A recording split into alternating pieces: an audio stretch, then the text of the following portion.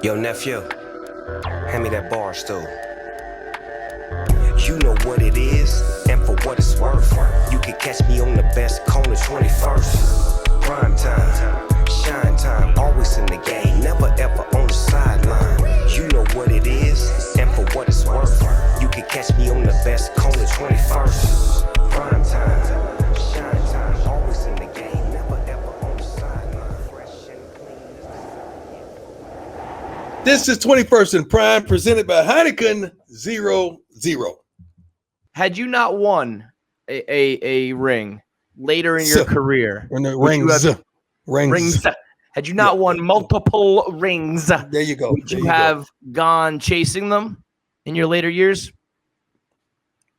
No. It's not so much, it's not so much in football. It's more basketball where people, ring chase and they join super teams and they just want to win. The way I did it, it seems like I was chasing it as well, but it was a mutual benefit. Like things has to have a mutual benefit. Like the San Francisco 49ers benefited off me and I benefited off them. It has to be a mutual benefit. I don't like when a player goes somewhere that's not mutual. You're just chasing it, especially when you're a dog. A dog shouldn't chase nothing. They should be chasing the dog. That's what I believe in. That basketball is totally different.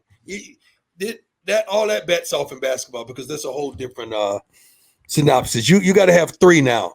Once upon a time, you needed two and you needed a bunch of role players, but now you need three in order to get that ring. Here's where the friend comes, because I don't perceive it perceptionally that Deion was chasing. I always perceived it as he was going to be the difference. And so, and history will remember that, again, he took the crown away when he went to San Francisco. That took it from the incumbent. And then when they didn't want to pay him, he went back over there and won it over there. And it came back to him. So, but see, he won't talk about that. He won't talk about that. Let the church say amen. Let the church say amen. He'll talk about Jerry Rice and then what I said about Jerry Rice and all that stuff. He get all mad about that, but he don't ever give me credit for that. No, you're a good man sometimes. The best two athletes I've ever seen. You're a good man sometimes. Sometimes you're a good dude. You're a good dude. I like getting into the topics that I really don't know a lot about, like the Justin Timberlakes, the Janet Jacksons. See, this is my man KFC. See, this is where he excels. This is where he is on top of the wedding cake and just standing up at attention, with his head. Like, I don't know. I love to see him do his thing. I'm looking every day on the gram to see my boy do his thing. I love it when he does his thing. The 1 minute man. I'm teaching a lot of things to Deion when we're doing 1 minute man. I love you can teach me football. You come over to my realm and I'll teach you what's going on in pop culture. So Justin Timberlake, so he got himself in some hot water many years ago with the Janet Jackson Super Bowl, and now has himself in some hot water with the Britney Spears situation. So he finally issued an apology. He went on Instagram, wrote out this note saying, "I'm sorry to Janet Jackson. I'm sorry to Britney Spears. I'm a white male with white privilege, and I took advantage of that, and I didn't look out for these girls the way I should have, et cetera, et cetera." I don't know where I fall on this. I mean, the dude, he's not a bad guy. He didn't do anything inherently wrong. Now, with Janet Jackson's situation, there's a lot of people in the hip-hop world, in the music world, that think that he kind of did her dirty. Once she pulled the nipple out, once she pulled the nipple out at the Super Bowl, she was kind of, a social pariah, and people got upset about her. She told him to do it. It wasn't a part of the Absolutely. She was complicit in it. She had the sun on it. It was a rip away piece of clothing. It was intended. But once she got in trouble, if you will, for it, a lot of people thought that he should have stepped up and been like, share some of the responsibility. It's your how am I going to share responsibility? It is your I did my thing. I went up there and I tore it off. Is that it? The rest of it is on you. I don't have nothing to do with that. That is your That's not my Now, so how's he going to share it? Let's say you tore my titty out, okay? Let's say I'm in yeah, you don't want to see that. No way. But if I was taking all sorts of heat and you were just kind of, hanging out over here being like, I'm not going to get involved in that. And I'm just hanging out to dry. I'm getting crushed by the media. You were involved in it. Yeah, it was my team. What am I supposed to say? What can I say to come to your rescue? Tell me the proper verbiage, press release. What am I to say when it's all you? I did what you asked me to do. Okay, what if I said this? What if he stepped up and said, I understand that, some parents and some families and some people are upset with the performance we gave on Super Bowl Sunday. We thought it was going to be, an exciting and shocking But she told me to rip the titty out, though. But she told me what he said, but she told me to rip it out. Now, I don't know what happened with the but what if it was? I don't know what happened there. What if it was a 50-50 idea? What if he said, let's do it? She said, okay, let's go. You know what I heard about the same story, which is funny to me? Me and Diddy was somewhere having lunch, and we were talking about this story. And he said, Prime, you know what the funny thing about this whole moment? That was so alarming, and that took over everything that everyone forgot that I performed at the Super Bowl. I was the first rapper to ever perform in a Super Bowl. Nobody remembers it. Yep. You're right. Got totally outshined. Let's get some money right here. Diddy. That was unbelievable that we forgot that he was a part of that whole show. That's the power of the titty, Dion. But nobody's looking at Titties undefeated, man. Titties are undefeated, bro. If I give you the choice to look at Diddy or a titty, you're taking the titty every single time. Yes. I love what you did with that. Yes. I love what you did with that. Now, what happened with the other girl? You say Britney Spears? Britney. Yeah, what happened? Oh, Prime. Britney Spears. I am like an investigative journalist when it comes to this girl. And that's why I'm coming to you. So Britney, she went a little crazy for sure. Yeah. Back, this is probably 10-ish years now. She shaved her head. That hurt me. She shaved the head. That hurt me when she shaved the head. She shaved the head. But here's the thing. Everything she did was in response to paparazzi treating her like shit and the media being, horrific to her. She's like a teenage girl, all of a sudden more fame and pressure than anyone in the world. And everyone's treating her like a piece of shit. And she finally stepped up and fought back, basically. She stopped just taking it laying down. And yeah, listen, she went a little weird with it, shaving the head and some of the things she said and did. But are you not allowed to finally stand up for yourself? If Prime, how much I respect that. How much media, the media, you hated McCarver. These media people are vultures. And imagine if you're in this era now. Okay, here's the bad Jamie. Here's the bad Jamie. Here's the bad Jamie. All right, I'm sorry. So just like I talk about, as soon as I say this, it's like Dion's going to freak out. Antonio Brown. When people have actions in history, we can't forget the history. We wish them well. I'm glad, to your point, that, okay, she's stepping up. But it's not my fault that I've watched this person and the actions of this person and nobody in her ecosystem help her. What did she do wrong, Jamie? What did she do? Well, it's not about. Remember Britney ever doing really nothing wrong? No, it's not about. The thing I remember about Britney, honestly, is the Britney versus Christina Aguilera. Which side are you on? That's what I remember. Which side were you on? Well, it's the behavior. I was a Christina. The Aguilera. I mean, just the Aguilera. Just the name. The Aguilera. Just the Aguilera. You're crazy. Britney. That's worse. Britney Spears. Christina. That's like worse than.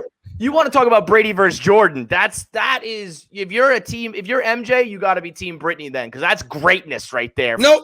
Aguilera. What did she do to you? What did she do to you? She is not even. She couldn't hold Britney's jock, dude. She Britney's did. On another level. Christina Aguilera back in the day was a baller. Oh, she was gold, and she had the name Aguilera. It was just exotic. It was just something about Britney Spears, Christina Aguilera. I was probably like 16 years old when her video for Dirty came out. Oh, baby. I went from a boy to a man with Christina Aguilera. I will not lie. And you turn your back on her? You turn your back on her. The moment she gave you, and you turn your back on her. Well, listen, Britney Spears did some things to me as well. When She was in the schoolgirl outfit. You know, she was no slouch. Here's the difference, though, Jamie. This is what they did to her.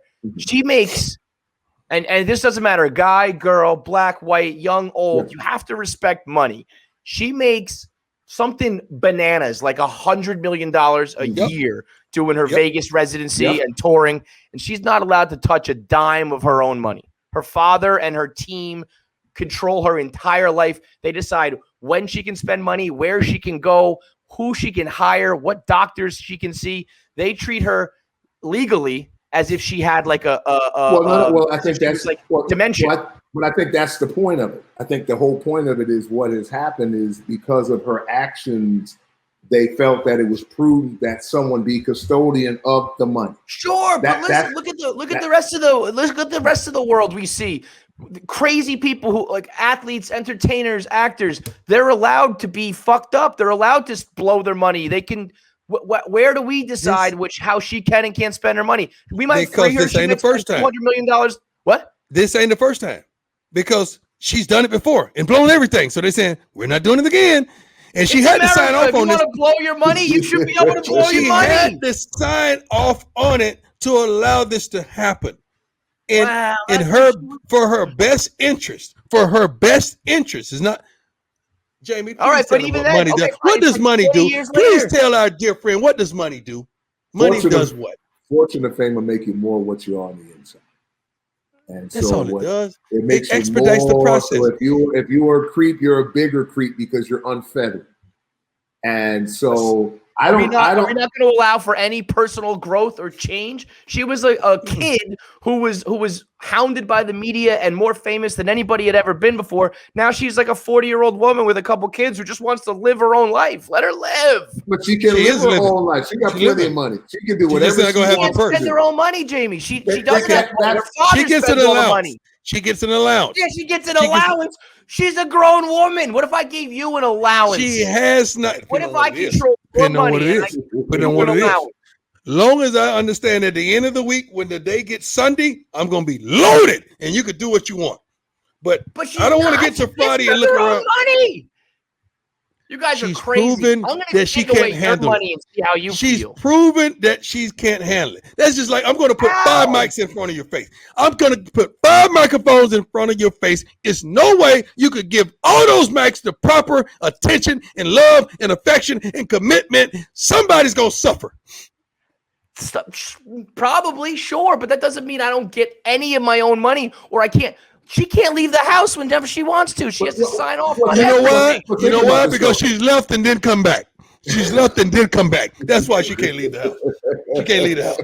You guys are crazy. You're crazy. Christina Aguilera.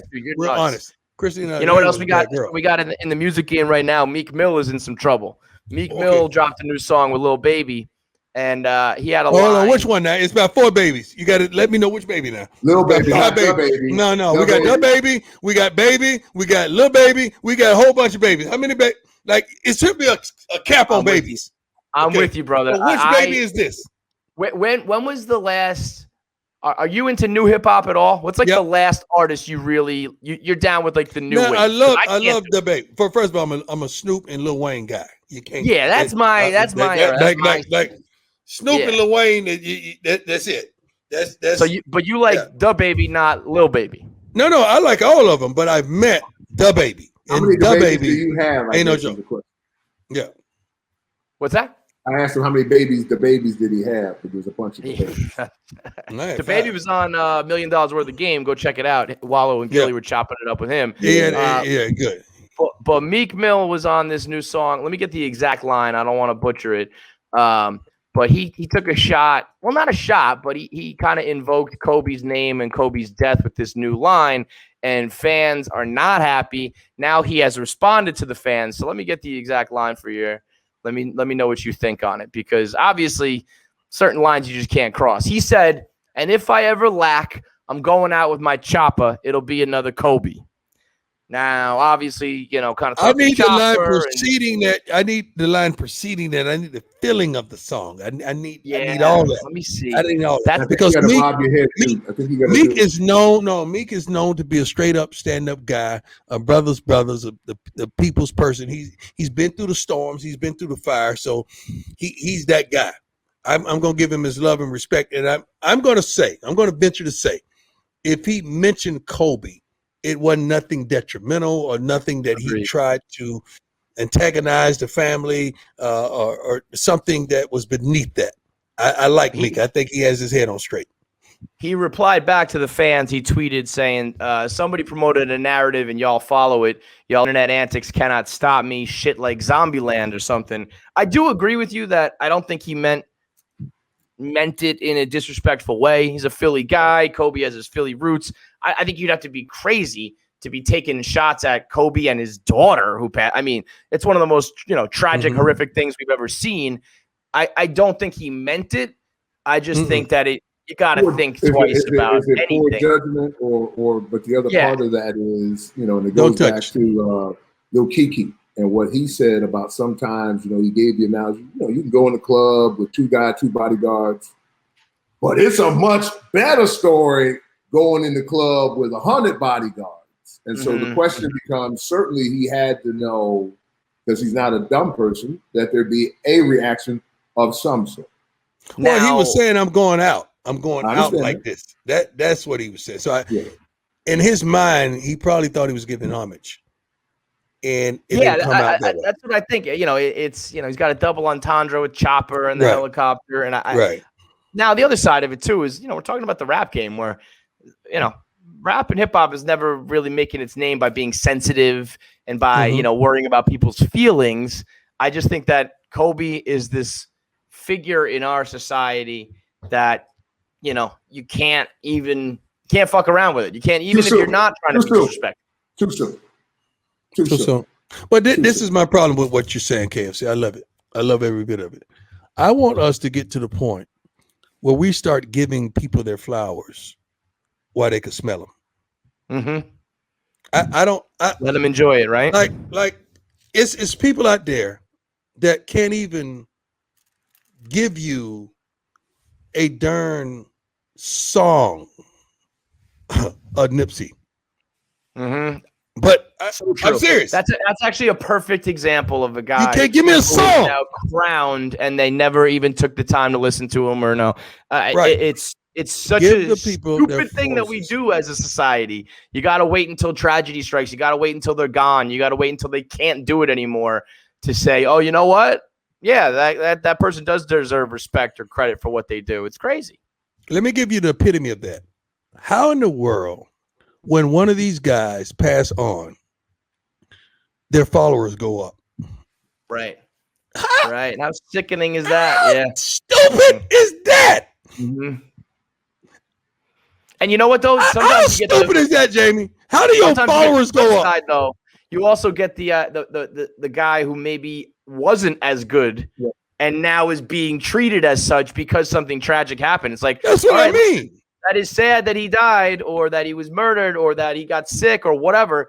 But let's call a spade a spade. He wasn't that good of a rapper. It wasn't that good of an athlete. It wasn't that good. But just because you died. Though. But it's cyclical. Think about it. Michael Jackson, when he dies, what happens?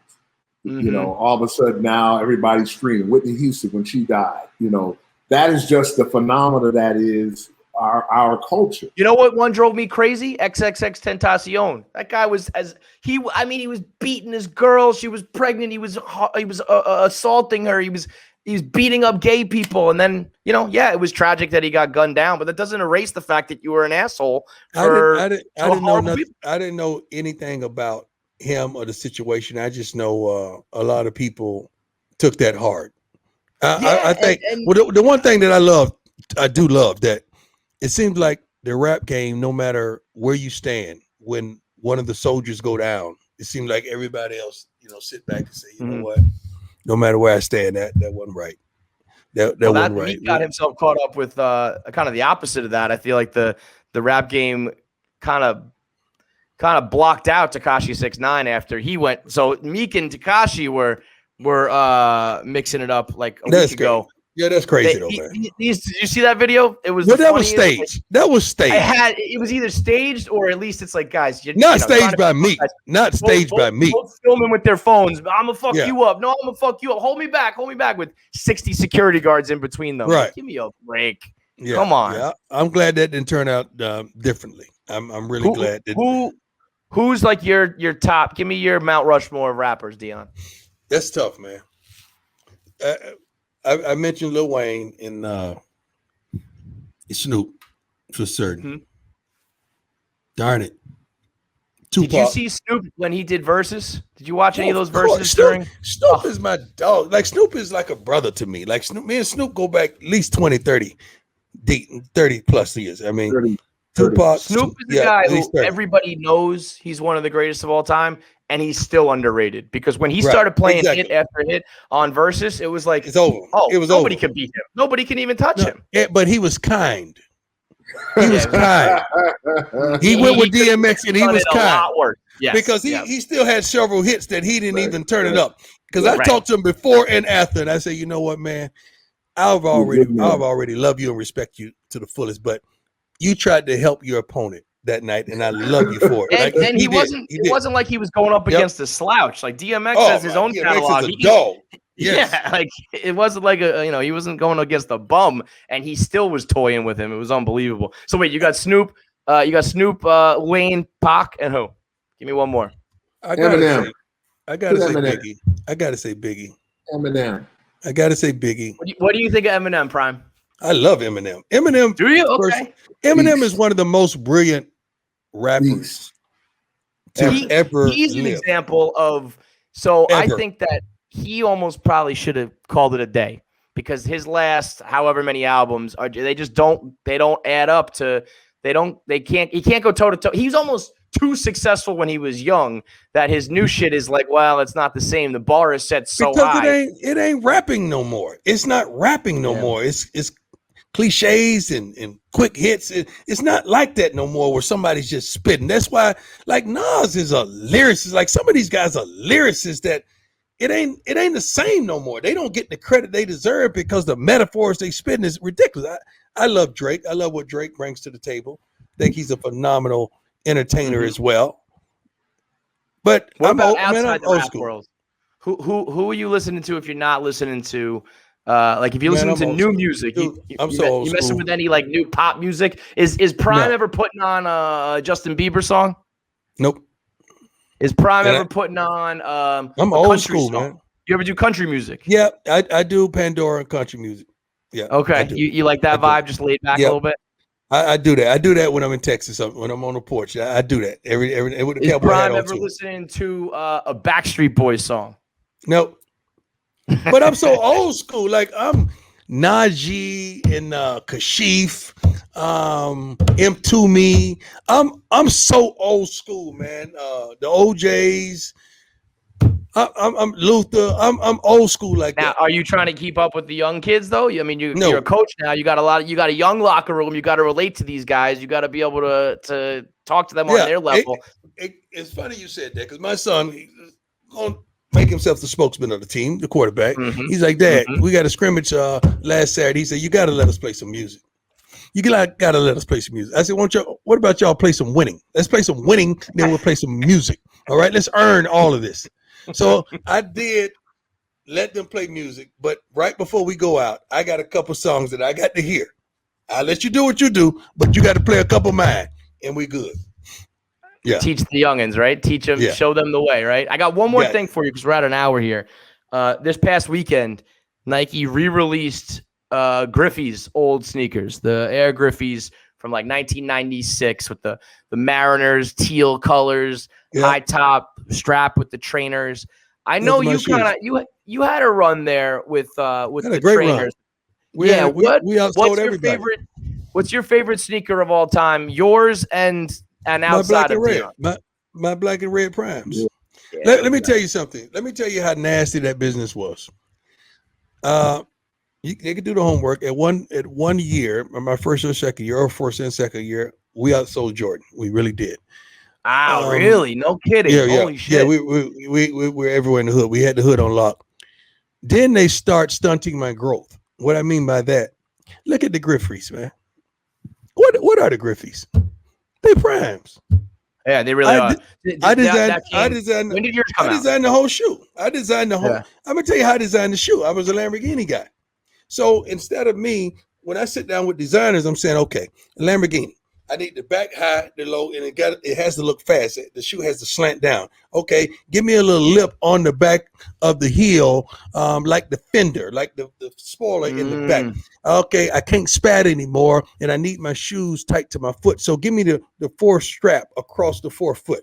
Give me that. See, that's how all this design. I'm looking at them right now. About. That's exactly what you described. And then I say, I'm a gold guy. Falcon colors are red, black, and white. Give me some gold, because I got to have some gold in there. So on my strap, give me a little sprinkle of gold because that's who I am. That's how I get down. Okay, now after that, sell me sideways. What I mean by that is person who buys a shoe, you go into the shoe store, you look at the shoe from the side. You don't look at the shoe straight ahead and say, I want that shoe. So true. You're looking at the shoe from the side. I say, so give me my look, give me my flash, give me my flamboyance from the side and have that thing looking, soaping down like a Lambo. That's how we designed the shoe with Tracy T from Nike. And then they start stunning my growth with all these other knockoff shoes that look just like my shoes. The Griffeys are my shoes. Barry Sanders are my shoes. All those are my shoes. That's all it is. What was yours called? The Air Diamond Turf, something like that? Diamond Turf football, turf. They should have just been called Air Prime. Yep. Just go right with you. The Dion. Air Prime. No, it wasn't Air Prime because, of course, somebody went and got the name and licensed the name, so we couldn't do it. So we had to do the Diamond Turf 24-21s. And the logo was a gold post with a home plate in between it. That was the logo. Well, watch what I do with this. Speaking of air, it's time for us to get off the air. That's going to do it for this edition of 21st Drive. Hey, let me tell you something. Let me tell you, Jamie, I know you're a great father, and I have one of your son's pictures in my office.